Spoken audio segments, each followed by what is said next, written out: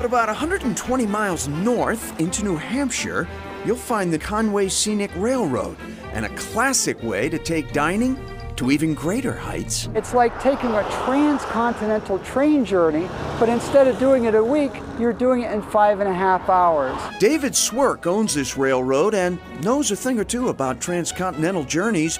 He purchased this classic 1950s dome car and personally made the journey cross-country with his wife to bring it here. That was the ultimate adventure. We started in Los Angeles and made our way across the Canadian Rockies. It was just breathtaking. The newly dubbed Rhonda Lee, named after his wife, offers breathtaking mobile views as diners ride to a whopping 1,900 feet above sea level. The way the tracks snake through the mountains here, right on the side of the cliffs, and the beautiful trestles that the train crosses. This is some of the most spectacular scenery in the Northeast, for sure.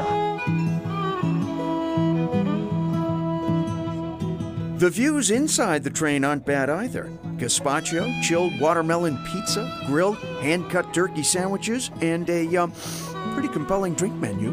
What we tried to do is replicate what the experience would be back in the 50s and 60s, where the food is actually cooked on the train. We want people to be able to relive that fine dining experience while looking out the window at a beautiful scenery that's just rolling by. For those not dining on board, there's coach seating and a free open-air observation car complete with a running narration of the history of the railway. This railroad utilized a single two-truck shade. Future histories of this railway will surely include tales of David Swerk, whose first exposure to the Conway Scenic Railway came at age 9 when his family drove by for a visit. Sure enough, we ended up missing the last train of the day. So the look of disappointment must have been pretty big on my face, because my mom and dad actually slept in the car that night because they didn't have money for both a motel room and the train ticket. 30 years later, to be able to own a railroad like this, it's just incredible.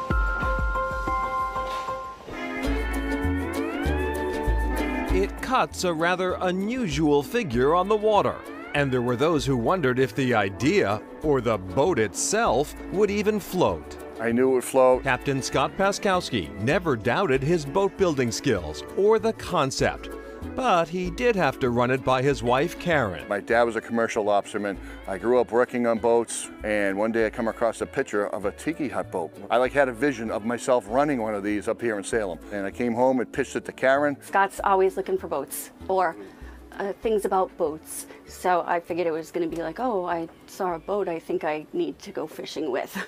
So I was happily surprised when it was this idea about a tiki hut boat. He said, what do you think? And I jumped right on board. So Scott began the process of building his dream tiki boat, and Karen began collecting the decorations. After 2 months of painstaking construction and more than a few quizzical looks, the Tiki Time headed out into Salem Harbor. And the reception? It's unbelievable. People just they are coming out and they're loving it. What people say a lot is, oh my God, it looks so much better in person. Their dog, Piper, is the unofficial greeter of guests, a Corgi Shepherd mix with her own mini tiki hut on board. All right, welcome aboard. Watch your step. Welcome aboard. Thank you. Go ahead, Piper, we got work to do. Karen mixes the drinks, a combination of tropical favorites like painkillers, Mai Tais, rum punches, or anything else a customer desires. They say that with only 6 passengers allowed, this is not a booze cruise, but more of an intimate gathering, with a chance to see wildlife like osprey and Salem historical sites from a different perspective. This group of cousins is out for a birthday celebration. It's their second Tiki Hut cruise. Come into Salem Harbor and noticed it one day and thought, we need to get on that boat, that tiki boat. We love to be out on the water, and we've learned a lot that we didn't know, even though we just come from Beverly. It's a lot of fun, and Captain Scott and Karen have been great. The cocktails are delicious. It makes you feel like you're on a vacation without ever having to leave, our local area, and it's been super fun. It was everything I hoped for and more. Relaxing for the passengers, rewarding for the Paskowskis, who took a picture from online and turned it into their dream. I get to hang out on the water with my best friend every day and my dog. We're on the ocean and I meet people from everywhere, and they tell stories and we tell stories. It's just homey. It's like coming into part of our home and sitting down and getting to know each other.